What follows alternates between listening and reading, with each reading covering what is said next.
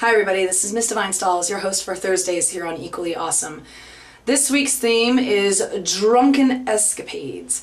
And I'll tell you, I've had me some doozies. And this theme was a little troublesome for me, not because I couldn't think of a drunken story to tell you, but rather I couldn't think of which one I should tell you. But I decided that I would tell you the best drunken story, at least in my personal opinion.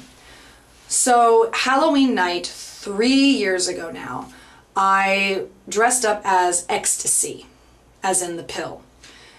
And we had an absolute blast pre-funking at a friend's Halloween party, where I was, of course, bartending and getting everyone pretty good and ripped, you know, because I like to do it on the cheap.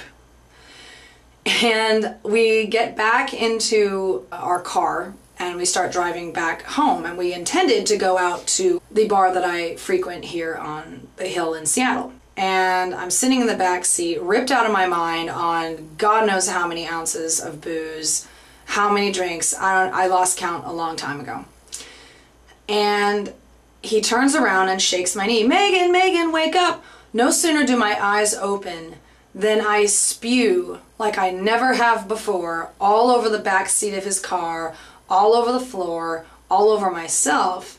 It's truly a sight to behold. Now keep in mind, I'm dressed up like Ecstasy, which means I am covered in glitter, wearing bunny ears, pink negligee, high heels, face makeup like America's Next Top Model. I don't even know. I mean, I'm looking a crazy girl. And now I have vomited like nothing else. So rather than going to the bar, they decide maybe she should go home. So we go back to my friend's house, the one who woke me up, and they put me on the couch. I don't remember getting out of the car, I just remember getting onto the couch. And I fall asleep like this, with my arm like over my face. And remember, I have like blue and yellow makeup on in this sort of cat eye leaf looking pattern that I designed myself. And of course now it's smeared all over my arm. And I'm covered in puke. And I look like hell, and I don't have a change of clothes, and it's just tranny, fierce, ferocious mess. Around 3 a.m. I decide, after coming to for a brief moment, that I should walk home. That would be the best move. Good idea. Smart thinking. So I leave my friend's house, I stumble back to the bar, which is just closing up. There's still cabs out, because yeah, it's Halloween. People are going to need rides home. So I get into this cab. And I'm talking straight up gibberish, just just so nice, like not words, just sort of a marble mouth of vowels. And the cab driver is looking at me, makeup smeared hella, looking a hoe, covered in vomit. And he starts laughing at me. Now normally I would be offended by something like this, but because of the circumstances, I probably would have laughed too, so I really can't fault him.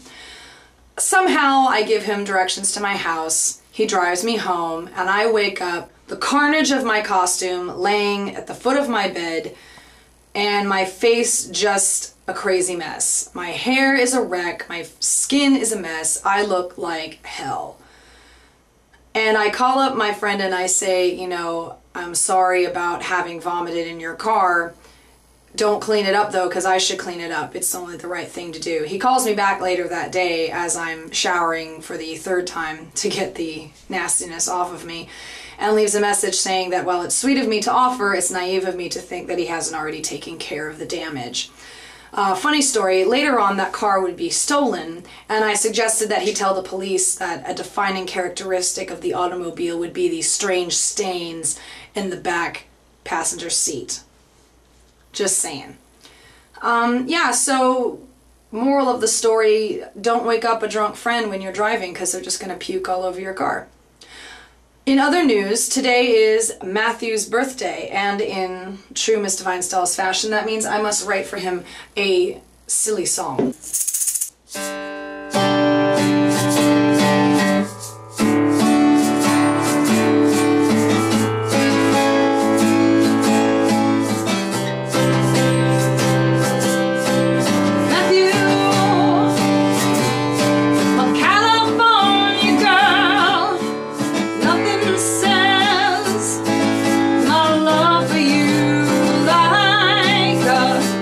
Let leather swing hanging over my bed.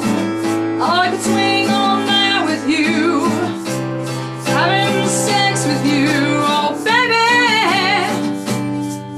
come play with me in my leather swing. We can kiss all our cares away like it's a Valentine's Day. Matthew, you bring pleasure to my soul like a glory hole in a bathhouse. After hitting the bump with a bunch of underage Twinkie boys in a sexual escapade.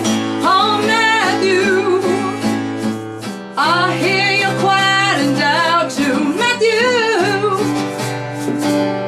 get into my leather swing. We can use that little harness thing that you like so